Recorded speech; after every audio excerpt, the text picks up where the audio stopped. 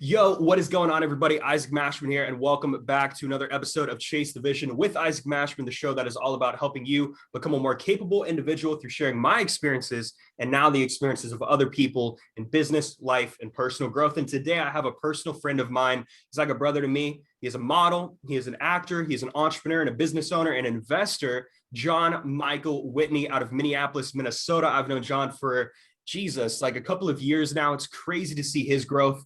And I was like, man, you're at such a pivotal point in your career with all these different milestones you're crushing. I got to bring you on ASAP. So Jon, what's up, my man? How are you doing? What is up, brother? How's it going?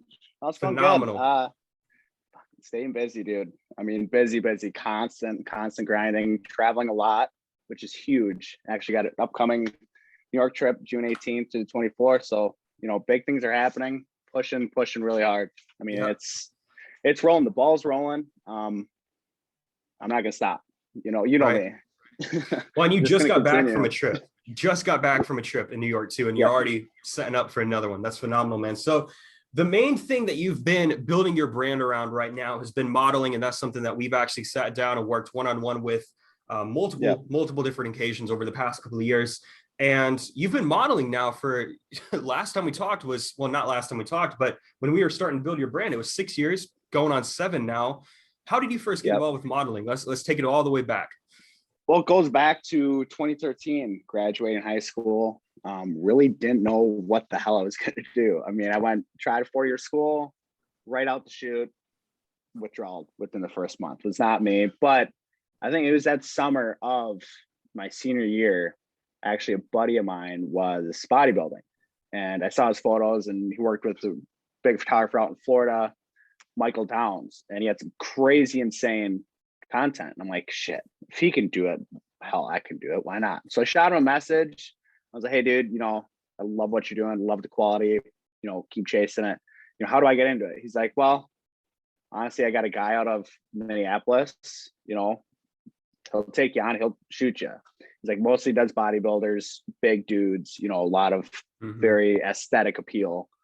And he's like, you're not big, you're lean, but you're not really what he's going to go for. But shit, he'll start you out with a portfolio. He'll build out your stuff. So shit, I got a hold of the guy, and he's like, yeah, actually this coming weekend, this is in June of 2013. He's like, this coming weekend, drive up, meet me at the warehouse district. I got my studio there. Let's shoot. And then from there, he posted a couple things, and, it kind of slowly took off. It's been a long time coming. It's been quite the road, but it's been insane how it's just snowballed. Because I think did that shoot 2013 of that summer. And then that following year, 2014 of that summer, I flew to Atlanta and shot with this guy. Wow, that was, I mean, the photo quality was shit. The guy was super awesome, super great guy, very respectable, but it wasn't what I was expecting, shooting in some hotel room with some guy that was a lot older than I was, and shot with him, went out to Atlanta, paid for the whole trip. It was super fun. Got to take a buddy with me. We got to see Atlanta. It was cool. Never been there, Beautiful city though. Shit paid for. Oh yeah. Beautiful city. Loved it. Did that, and then he posted stuff up on his Peachtree Fitness or something, and that's where my agent now actually found me and got a hold of me, and then it just continued off from there. And there's a couple years stint. I think 2015, 16, and 17. I kept trying to get out to New York, and a lot of contact back and forth, but nothing really pushing forward. Things kept dropping through, things kept falling through. Then I did a couple shoots of just local people, basically in my eyes counted as like your college graduation photos, nothing portfolio major. Solid, it wasn't very, very solid, wasn't major. But then finally, 2021? I think 2019 is the first time I got out to New York, and that's where it was surreal. Now you got to figure out, I was staying in Staten Island, because that's where my agent is located out of. He lives in Staten, but he's got his offices there in the city. And, trying to figure out how to get on the ferry at 4 a.m. and figure out the subway system. I'm from a small town in Medelia. It's 2,000 people. Traffic is unheard of. You back gravel road drive, very hit country area, small town, rural Minnesota. And, going from that to the biggest city in the US, I mean, it's insane. Never had any of that. So I had to figure that shit out and been pushing ever since then. And I've been traveling to New York a lot. Had a couple opportunities to Florida, California, a little more. It's gone very, very well. A lot of big things are happening. It just took a lot of time, a lot of pushing. I definitely want to the point I'm sitting at now. Get into that a little bit more in a couple of minutes. But before we get super deep into the process and into the journey, let's go ahead and, man, this is your first ever podcast interview, if I'm not mistaken. Yes, it actually is first one. Yes. I'm honored, man. Setting the foundation for you to build up off of. Nah, feelings mutual, man. Feelings mutual. I want to, man, we could talk about so many different things. And I think it would be good to talk about how we first met, because I think there are so many different lessons for everybody to really learn from. And we were both in network marketing. We are in the same company, under the same team, in a different downline, but same team pretty much. And we had a trip out to Las Vegas. And this was 2019 at the beginning of the year. I think it was around March or April. And I go out to Vegas, and then I'm with a whole bunch of dudes that I don't know, I've never met before. I've met like two of them once before, and then you show up, and then I'm like, I don't know who you are, and then we're just like, hey, what's good? And I'm like, it seems like you and I automatically kind of latch to one another as friends, that natural gravitational pull. And when you're in Vegas, man, we didn't really talk too much that entire trip, but we had a mutual friends. And then moving forward, we maintained close contact after that Las Vegas trip. And fun story, interesting story that I don't think anybody knows. You're the reason why I went out to California to a degree. Now, I had friends out in Bakersfield, California that I met in 2018 on my first trip out there. And I was, in Bakersfield for like a week, flew back home defeated, got a job, all this other craziness. And then I was like, man, I hate where I'm at in life right now. And I was already getting flown out to LA for VidCon because I was, a creator with an application. And then I was getting flown out. And I was like, but I'm gonna come back home, and I'm going to go literally from the high of getting flown around and my hotel paid for and all this other shit, getting, creator bands for back access with top social media apps and this kind of thing. And I'm like, I'm gonna come back home and have to deal with the same issues I was dealing with at home. Yeah. And I'm like, I know friends in Bakersfield, man. Like, I almost want to just go out there and stay. And you're like, fucking do it. I'm like, what are you talking about? And you're like, do it. And at the time, you actually to an extent funded that trip. You had faith in me, and I'm forever grateful for that, brother. And I want to take the time to publicly announce that I'm very grateful for you, because this was a time when I'm not even 19 yet. Like I'm still, halfway into the 18, and you're like, go do it. And so I went out to Bakersfield, man, and I didn't know where I was staying. I didn't know how I was getting to Bakersfield. I didn't know where I was sleeping. I didn't know any of that, but I figured it out along the way. And I did have some amazing people out in Bakersfield. I will admit, I'm not friends with really anybody anymore, but it was all a part of the process and all a part of the journey. And then that was before you really got big into your branding. That was before I launched Mashman Ventures. That was before pretty much all this. It was like the chapter 3 of, like, now we're on chapter 7, chapter 8. And man, how did you go from being an athlete in high school to actually making that transition into modeling? Because I know that you were, really big into athletics growing up and in middle school and high school, and you made that transition. And normally when people go and they're hitting the levels that you're hitting, they're like, I'm gonna go pro. Why don't you pursue that? What was the story behind that? So, I mean, honestly, I didn't continue sports after high school because of chase a chick. Let's be real. I had opportunities. I was actually looking at playing JUCO ball in California.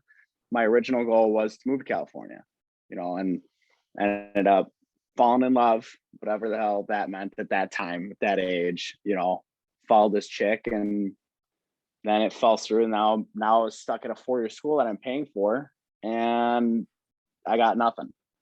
Sports are all gone. I made the choice, and now you can't switch back, because what I've seen, anybody switches back, there's too much time, too much lag there, that to be able to snowball forward. that momentum's gone. You had to have that original initial momentum of going in, signing, and getting on with the team, whatever that was, which I have no clue what it was because I never did it. But it was mostly because of Chase the Chick. So now I'm sitting there like, I'm my ass, what the hell am I going to do? You know, I'm like, well, you know, I see buddies doing other things, you know, acting, modeling, things along those lines, you know, to get that sense of a place. And I'm like, well, I mean, I can sit here and work a 9 to 5, which I mean, I still do. You know, you got to have substantial income, still live. But, you know, I was like, what's my dream? What do I want to do? So I kept asking myself, I think that's why a lot of time has happened since the beginning of the journey to where I'm at now. You know, I think a lot of it was just questioning where I wanted to go, but transitioning from the sport to this wasn't too difficult because, how do I put this? Well, it's competitive in one sense, and I'm competitive. I love athletics, just like I love competition, all together intertwined. Just like with this, you know, with scripts and everything, you know, for acting, you know, it's competition. You got 20, 30, 40, 50 other people, 100 people, 1,000 other people trying to go for one spot, you know? So it's like a competition. So it's basically the same sense, just a lot easier on my body. But I can't, you know, it was the girl thing. And I just, I've been there. I'm You've not been there. yeah, you know what? Instead of chase the vision, it's chase the chick. Exactly. You know, I mean, do it once, do it twice, but you know, learn your lesson. Exactly. But I mean, how is it? But I don't know. But do you regret that looking back or no? Not at all. Not at all. I mean, I got buddies I grew up with that played sports with since preschool that I'm still, you know, friends with and actually work with. You know, and they're like, you should have played, you know, college sports. I'm over here like, for what was the point? For me, I wasn't big enough, wasn't tall enough. You know, you can sit there and say, well, you could have got there. It's like, I wasn't working hard enough for it in the first place. So really going D1 pro. Play that back. Play that back. I wasn't in enough. I didn't put enough effort into it. I slacked. You know, I was naturally talented at sports, but if I would actually, you know, worked hard and pushed forward and progressed, I could have, you know, competed, you know, in the collegiate era, you know, but I didn't. I liked hanging out with my friends, like chasing chicks, and I was naturally talented at sports. That was about it. I didn't have the drive, the push, the hard work, you know, I was in a sense lazy, you know, so that dream was there, had an opportunity, tossed it. So now it's time to chase the next thing that you really want to do, you know. Chase the vision, right? Chasing after what you want now. Exactly. Now, you had the vulnerability enough to talk about a 9 to 5. And this is something that I want to touch on because a lot of people, especially the people who are pursuing careers, you know, really building their personal brands, are like, man, I'm not going to talk about a job. I'm not going to talk about anything that isn't sexy.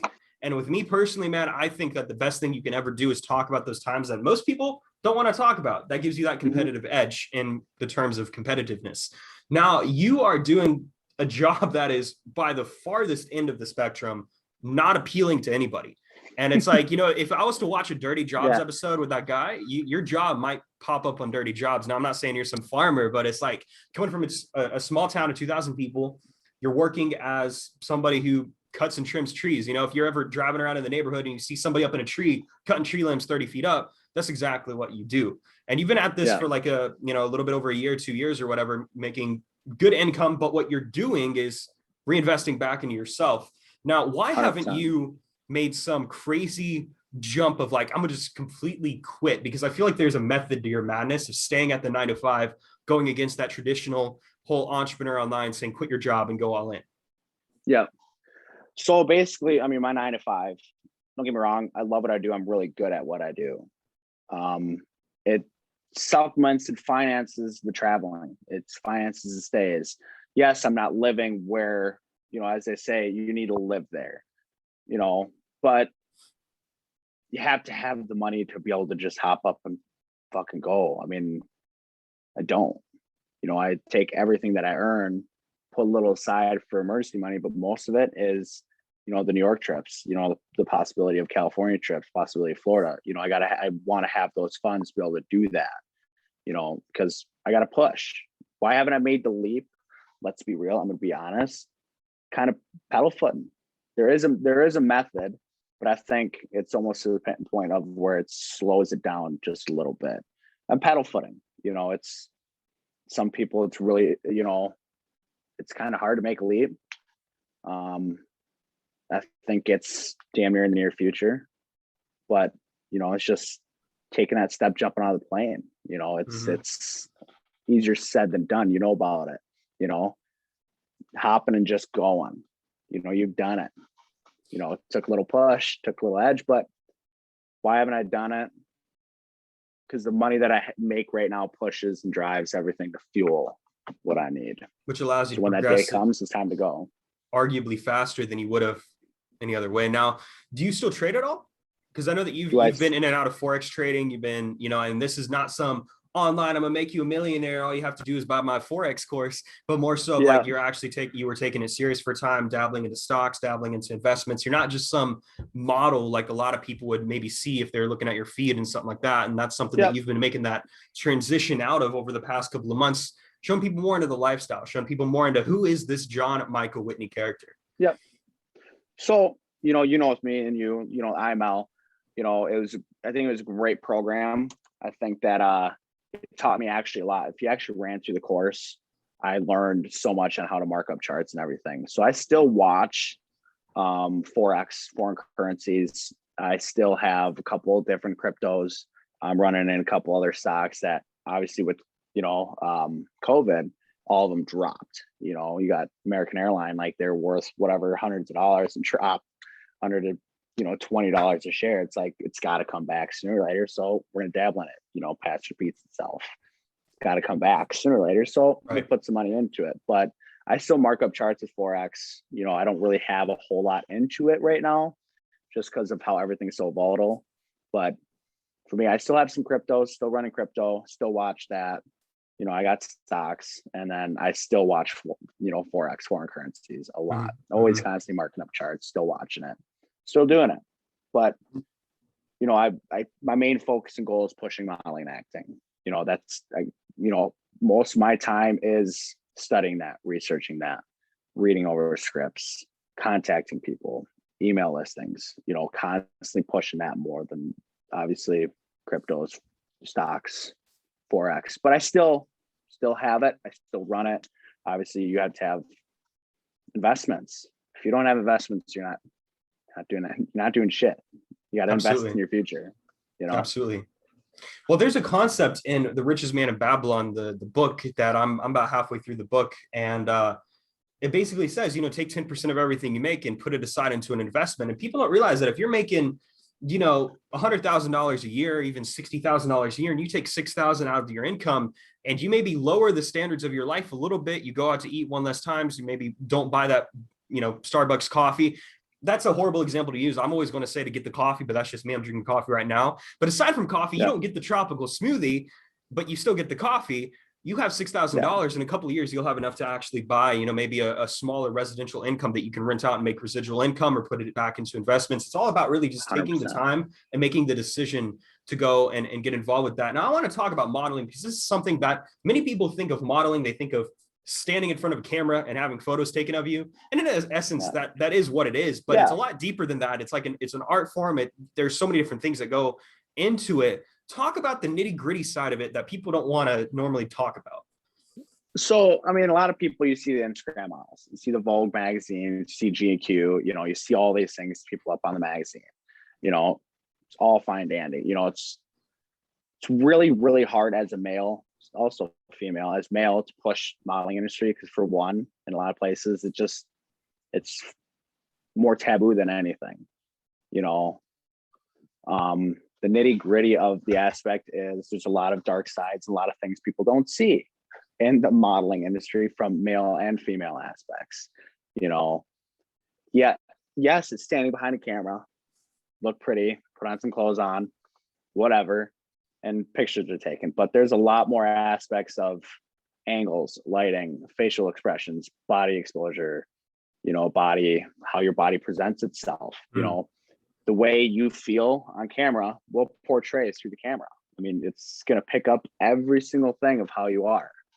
You know, if you're feeling like shit that day, it's going to portray you're being shit. If you're happy and you're ready to go to attitude, it'll portray on the camera for sure. But there's a lot of aspects of the modeling industry that people think it's all fun and games, but when it comes right down to it, it's a lot of work. It's a lot of movement. It's a lot of going everywhere.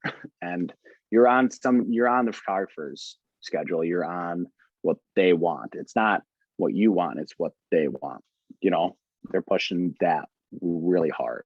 And how did you develop that mentality that was necessary to really, for example, shine bright on camera? I say that confidence is the number one thing people lack. That will be the number one thing that they're missing, that they need in order to propel themselves forward. Now, with that specific mentality, that wasn't something that happened overnight, was it? No, it was definitely a learning curve. I mean, when I first got into it, nervous and scared, camera said it right away. I mean, friends, family saw the photos, however they reacted with them, whatever.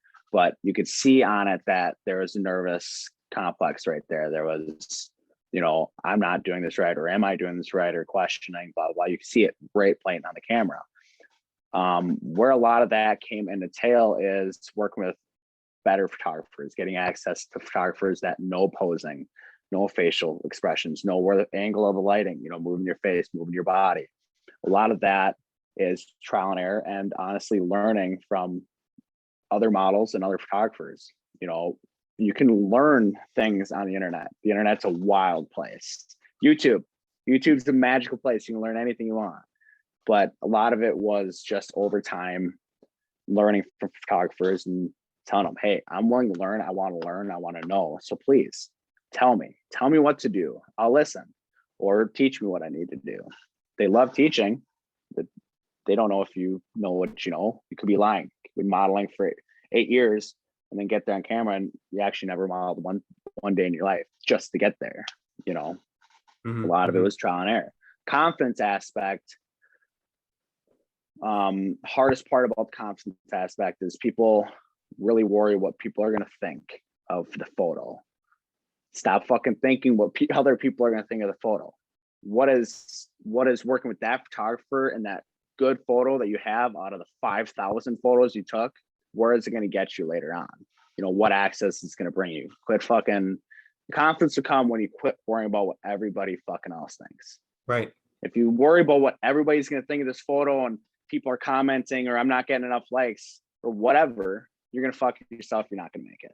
If you constantly worry about what other people think or say, you're going to fuck yourself. You're never going to be able to do it. Don't even bother. I think the interesting delete that thing that I've noticed with you is every single trip you take out to New York City, you come back with an additional layer of confidence, not in a sense of cockiness, but looking and let's take a gander at some of the photos that you've taken from this most recent trip. And I saw a couple of them that were actually published in a magazine now. So you're a published model and a couple different publications, come to find out. Yeah. And those were some of the best ones that I think you've taken. You know, and I've seen plenty of shirtless pictures of you doing your branding work. So it's like, I'm able to kind of distinguish the facial, you know, expressions and whatnot. But I would have to say that confidence is definitely developed. But the other side of it is not only the mental and emotional side, but the physical side. You have to stay in tip-top shape. It's not like you can just like go out and eat Krispy Kreme donuts and add an additional pound of fat. It's like if you add an additional pound of fat, like the crease in the abs might get a little bit too thin or a little bit too big, you know? So how is that? How do you stay fucking committed to that? Because that's something that most people are complaining. They're searching for the diet pill. And even myself, I need to get back into the gym. And it's like, I just got to do the work. You know what I'm saying? How have you stayed consistent with that? So I've taught myself mentally, and this has been obviously when I started working out, it's the same time that I started pushing or introduced to the modeling industry or introduced modeling. Obviously, you know, you gotta be in tip top shape. You know, you gotta be presentable at all times because you're gonna get picked apart constantly. And you know, if you're not at your peak, you know, you're just gonna get destroyed. But a lot of it was I got picked on for being scrawny in high school. So I was sick of that. So I was like, screw it, we're gonna start working out. But a lot of it was it's changing of a lifestyle. You know, I made it so that it has to be a lifestyle. This is me forever. You know, the nutrition, that is the biggest aspect of everything. Everybody can work out, you can lift weights, run all you fucking want, but the nutrition was huge. And that was a lot of learning, you know, how my body, you know, works with what I'm intaking, you know, but it's been a lot of self-taught, a lot of learning, researching for years on end. And now I finally have perfected the point where I know what I can do, what I can get away with, and what I can't get away with. You know what I mean? But it's a lifestyle, and being consistent. That's what I have to stress. And I stress that for myself. Consistency is everything. If you're not consistent, you're not going to get what you want. For me to stay where I'm at or continue to be better, I have to be consistent. It takes time. Time is everything. Consistency is key. And I fully live by that. Consistency is key. That's the hard truth too, because people think that's just a cliche people talk about, but I've seen in my own life, it's like, and a good example of this too is recently I've been very consistent with the podcast, very consistent with my business, and I've seen consistent results. And I'm like, all right, I'm getting somewhere. Like I've seen more results in the past couple of months than past couple of years. I'm like, all right, cool. This is good. This is good. Yet I slacked off with the consistency with my diet or with how I was eating or working out or staying active. And I'm like, son of a bitch. I beat one hurdle and now I have another hurdle. But I got another. But at the end of the day, you also know the problem, which means you also know the solution, and which means that now it's just about overcoming that mental barrier of laziness. 100%. So in those moments of laziness to where you're just like, you have this, as Andy Frisella would call your bitch voice. What have you done to overcome that little bitch voice? Your bitch voice. Yeah. How did I overcome that? My bitch voice? How did I don't care about me. How did you? I should told her shut the fuck up, honestly. I stopped listening to it. I got sick of it because it sits there and rings in the back of your fucking head and your ear, and it's constant, and it's really fucking hard. So I'm not gonna lie, that bitch is very, very convincing. It's very easy to grab the PlayStation controller and say, fuck it, tonight I'm not going. It's very easy to just be like, you know what, fuck it, I'm going to White Castle. I'm getting me a fucking 20 rack of burgers. I'm grabbing me a large Coke, and I'm gonna sit and I'm gonna binge watch that fucking show. Don't get me wrong. I'm guilty of it. 100%. I'm so guilty of it, but I'm consistent, and I shut it off.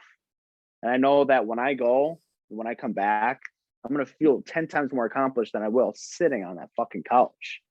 Right. I'm guilty. Yeah. Don't get me wrong. I'm not perfect. I'm guilty, but I'm a lot more consistent than I am guilty. But you also don't let that one factor of guiltiness weigh you down from changing the direction of where you're moving forward. That's the other thing that I don't think most people understand the power of. We fuck up once, and we let that one fuck up determine the rest of our week, the rest of our month. We don't hit our goals for the month, and so we're like, oh my God. And then, you know, what a lot of people do is they make them smaller. This is something that you should do the opposite of. And man, thank you for sharing that. I'm like, so how do you overcome the bitch voice? You're like, oh, I tell her, just shut the fuck up, man. That was great. That was great. So I think the one cool thing though about your work that you've done for modeling isn't about modeling. It's about yourself. It's about personal development. And I say that at the center of all achievement is personal growth, which means that also can transmute into acting, which is your newest venture that you're working on now. We can't really talk about and publicly, you know, talk about everything you got going on in the works. Yeah. But I do want to talk about this transition that you're making, or I don't really want to call it a transition, but rather an addition to your career, looking into getting some engagements. And what are you most excited about moving forward now? I'm excited for the opportunity to take myself to a whole different level than I could ever imagine my entire life. Because it's everything you want is right there to grasp. It's just how hard and how far you're willing to go and push to get what you want. For me, it's that kid from a small town of 2,000 people, you know, is finally getting opportunities that most people don't get. You know, my agent is phenomenal, amazing person. He gets me access to a lot of things that I didn't even know were even accessible ever in life. You know, those opportunities for specific castings, and can't go into too many details, obviously, because a lot of things aren't official yet, you know, but it's the point of going from where I was to something that most people dream of, imagine, and, you know, making the impossible possible. You know what I mean? Pushing to get beyond where I'm at now. Absolutely. You know? And definitely your agent was a huge role, but that goes back to where if you never put yourself in that situation where he was in the same room or saw the message, you would have never had that relationship with him. You would have never met him. He would have never introduced you to anybody that he knows. And that goes back to who you know, not necessarily what you know, because you're one phone call away, you're one message away. I needed access to something. I made a post on Facebook. Next thing I know, somebody in my network's like, hey, I got you. And I'm like, cool. And now I'm another contact away, another point away. If you start viewing these relationships as not only, obviously people are people. It's like they're your friends, they're your people who you can trust and rely on. But at the end of the day, there is also this level of relationships that are purely professional and not actual friendship relation or friendship driven things. But if you put it into a flow chart or put it into perspective of like a diagram, you have first connection, which is people that you directly know. You have second connection, which is somebody that you don't know, but your connection knows. And then you have third connection, which is a couple connections away. But if you climb up that and you jump from point to point, connection to connection, next thing you know, you could be having a conversation or dinner with somebody who you used to have as a role model as a child. And I think that's the coolest thing ever. And a good example is my girlfriend was, one of her bands that she used to listen to in high school, I just interviewed. And I'm like, what the fuck? Like, I just interviewed somebody that you used to listen to as a kid who was an entirely different era.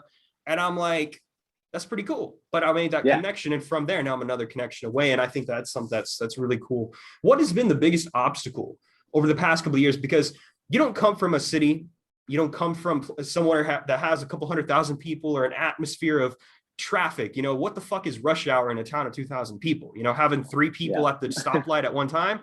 So what has that transition been, going from that small town mentality or that small town of like the people around you who never go outside of the state to where you're going now? Transition. I mean, honestly, it was like based off a lot of the people I've met. A lot of the people I've met have been from the cities. I'm like, okay, I'm not in California like I originally wanted, but there's still access to the city. A lot of it is based on who I surround myself and having that. But a lot of people around me that are very confident, very, very boastful, very outgoing, and that going from being in that town of 2,000 people, being kind of a sheltered, quiet, not boastful, very on the edge of the bar at the end, who's that person type thing, to being able to interact with larger groups and interact with the city life and being able to transition into that. A lot of it was based off the people I surrounded myself with, is being able to transition from that small to more, as I'd say, cultured, a lot more cultured. It was people I was around. Went from not so cultured, very small, very tiny. I mean, I graduated with the most people in like 10 years in my town of 53 people. Most of my friends have like 500, 600, 700, people they graduated with. I knew everybody in my class, from where their house was at to their parents to their grandparents. I knew everybody. You knew who everybody was, and everybody knew everything about you, which kind of sucked, but it's all learning curve. Now you're used to that with social media. So it's like everybody knows who you are, what you do, where you're from, all that. Yeah. How has your family been in the middle of all of this? Obviously getting involved with modeling isn't the most appealing thing for a parent at the beginning stages, but how has that been, and how have you come to terms with, maybe some of that those relationship issues? So in the beginning, obviously I had relationship issues. They're, doubting, sad, upset, very emotional with the whole process. But with all I told them and said, either you're with me or without me. Either way, I'm going to continue. It didn't matter. It wasn't going to stop me. And now they're seeing a lot of things that are actually happening, and things are showing up. Things are happening, and they're like, oh shit, we thought you're bullshitting. We thought this is just another thing. You shuffle through a lot of things. This was just something you're going to do, and it's just going to dwindle out, and that was it. But now they're seeing that, oh shit, he's traveling to New York, 5, 6, 7 times a year. He's spending that money. He's setting up the schedules. He's setting up the Airbnbs. He's working with his agent. He's getting itinerary, and getting published and getting scripts and, casting calls and all that. Now it's actually, I think it's become a reality with them. And I think they're more accepting that they see that there's actually results. I think that was their biggest thing, is that either you're going to do it or you're not, dude, one way or another, figure it the fuck out. They're cool about it now, not in the beginning, but they're very supportive now.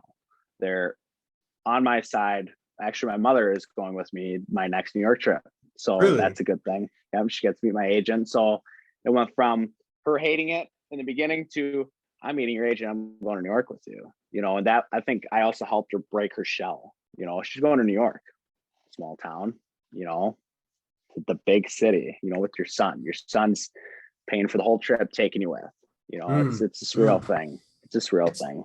There's like this invisible wall, like this barrier, like this force shield, like in Star Wars, you know, not to get too nerdy, but it's like you can't see it, but it's there. And that's kind of the way that what people are faced with their thinking, right? They think that it's so out of reach. They think that the city is some alienated place. And it's like as soon as you step outside your city or step outside of your town and you go to the city over, and then you go to the next state, and then you go to the next, you know, all the way across the world, it's like you start realizing that it's getting smaller and smaller and smaller, and those barriers continue to disappear. And I feel like that's going to be what happens with your mom, man. That's super exciting. So let's say I was to come to you tomorrow and I'm like, Jon, man, we want you to be in this role. How quickly could you have a bag packed and drop your shit and be wherever I need you to be? Like, let's say that's New York City or LA. How quickly could you be there?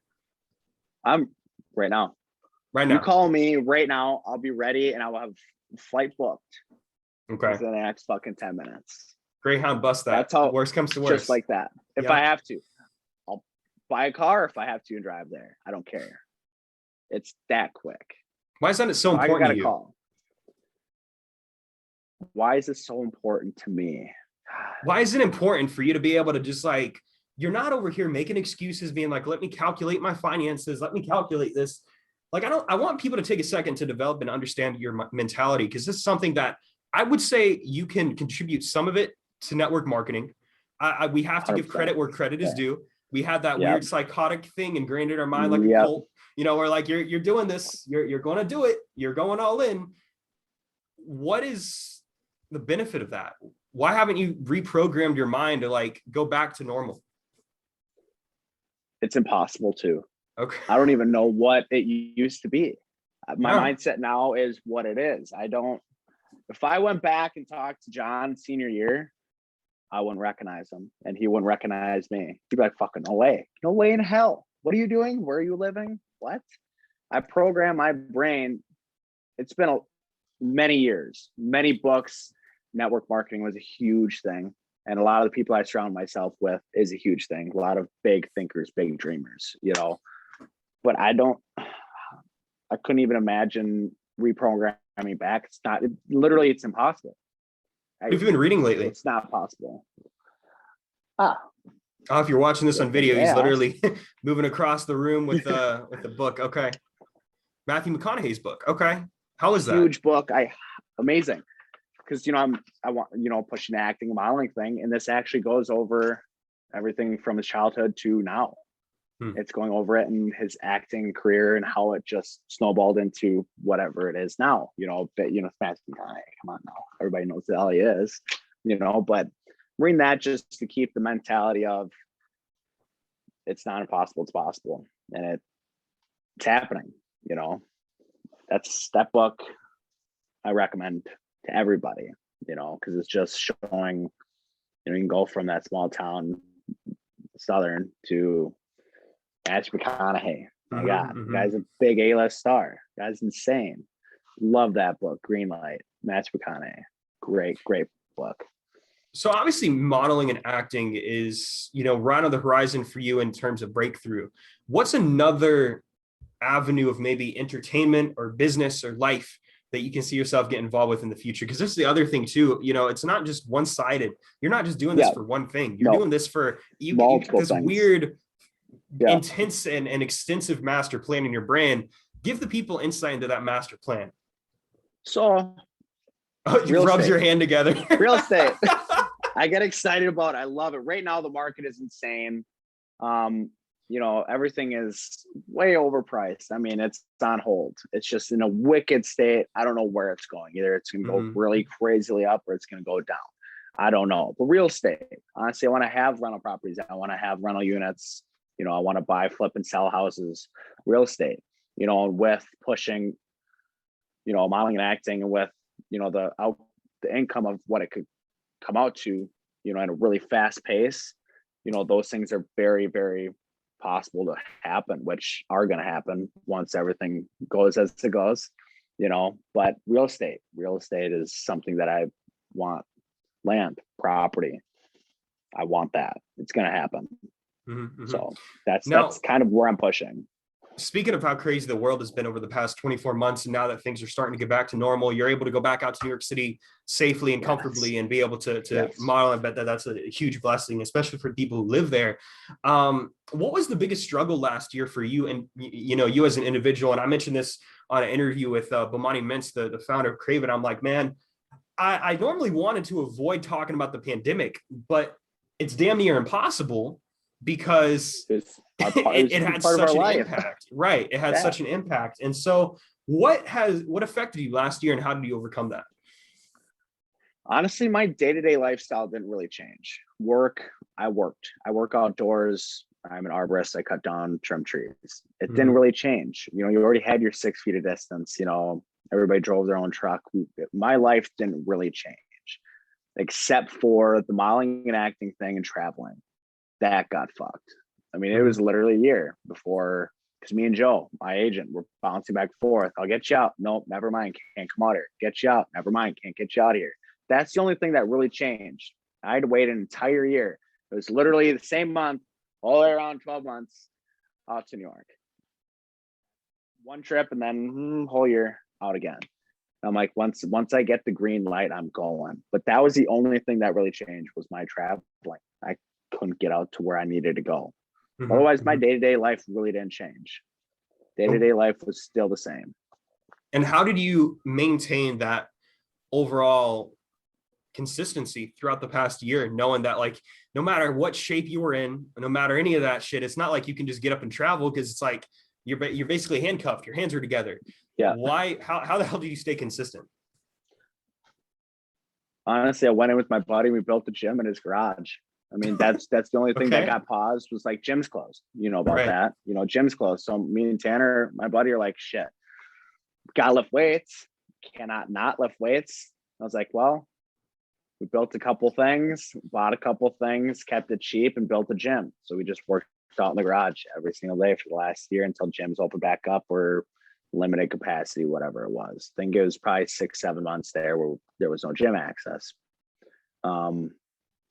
I just kept in the back of my head, you're all right. Keep going, keep studying, keep researching, keep reading, keep working on, keep going to work. Keep those things up. If you keep them things up for however long this whole thing goes, when that day comes when you can go, it is like you never left. If you keep up on those things. Yeah. If you don't, you're going to get to that day and everybody's going to look at you and be like, what the fuck happened to you? See you later. Bye. We really don't, you're not going to work at all for anything. Right. Most important question. Yeah. Most important question of this entire interview: are you a Planet Fitness kind of guy or free weights?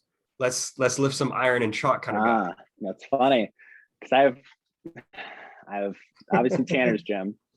Me and Tanner's gym, carefully. Which is free weights, metal weights. But I cannot deny I'm a cheap and tight ass, and Planet is fucking cheap. So I go to Planet. They still got free weight section. It only goes up to 70, but I'm not over here throwing up I don't need to throw up all the big weights. I do have an LA Fitness.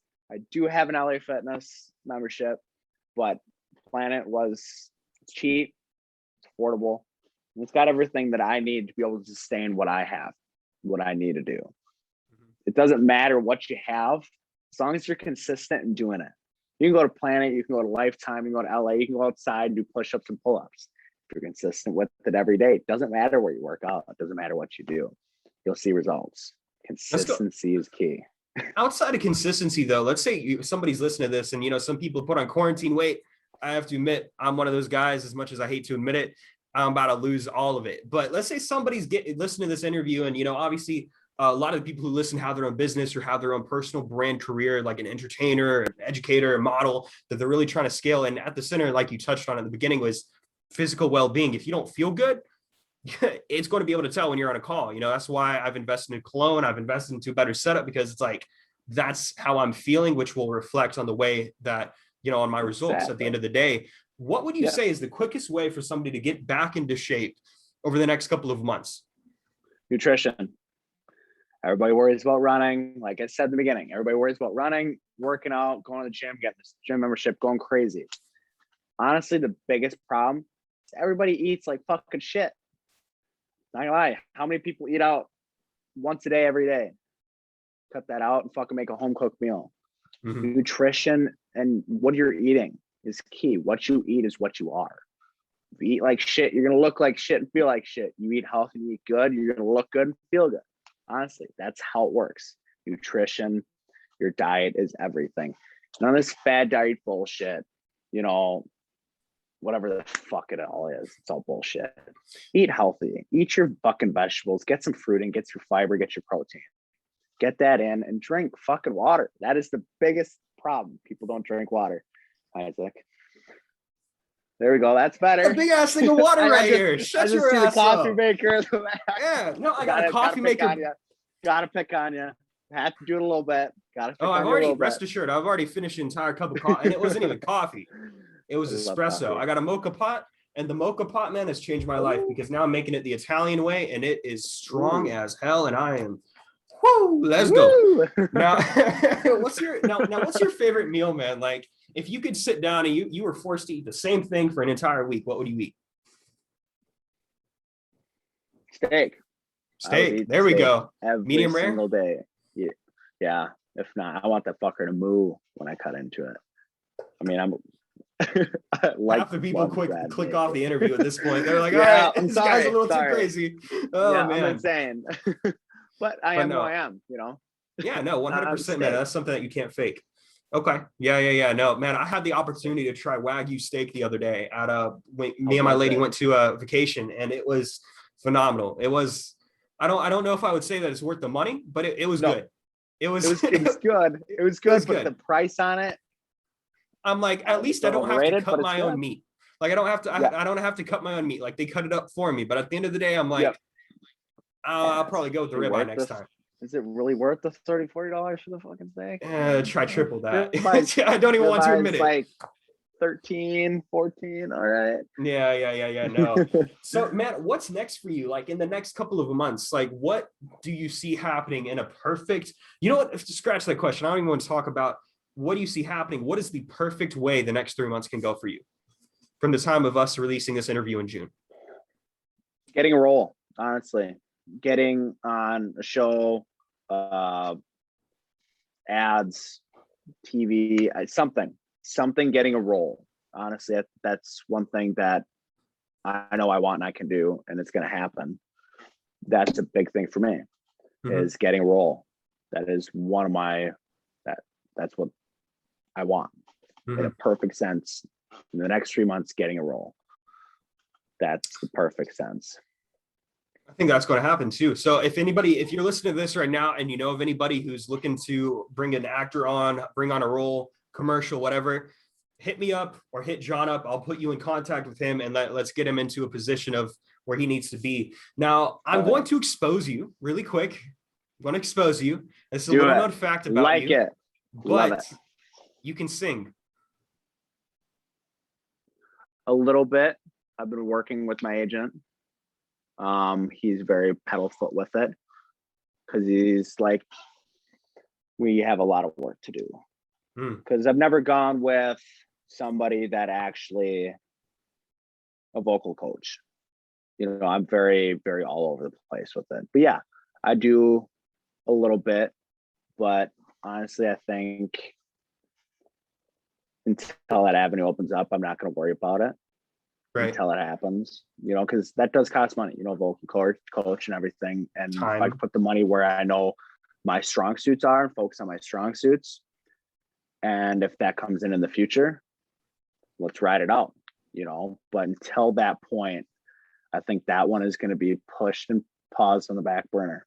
It'll always be there, ain't going nowhere, but I'm going to push more of my strong suits, Absolutely. But you also have the recognition. Good one. But Well, yeah, in the future when famous birthdays goes ahead and creates a profile for you, they'll be able to say, fun fact about Jon Michael Whitney. It could pop up in your IMDb page underneath Yeah. the quote section. I'll make sure to Yeah. edit that later on tonight.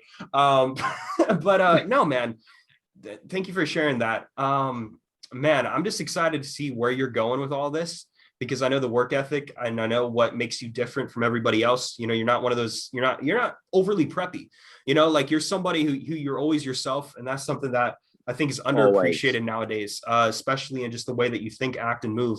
And it's been an absolute honor having you on, man. Now, where can people find you? Where can people support you? Where can people see your work?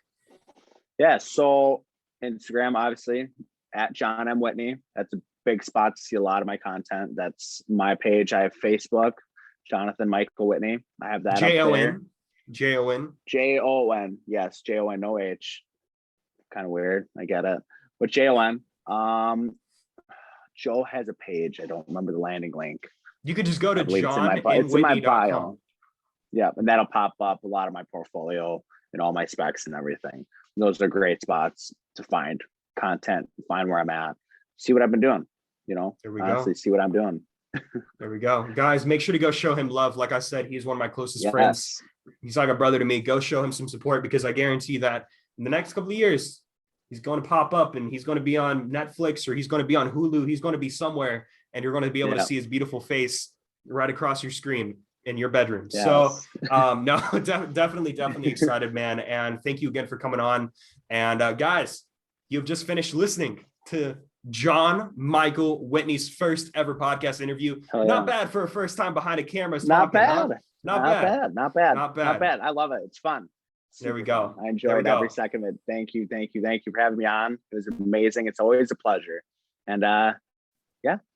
100%. We'll continue talking afterwards, but guys, be on the lookout for a new episode coming every single Monday, which is a monologue, and then a brand new interview with somebody like Jon every single Friday. Thanks again, and be on the lookout for more.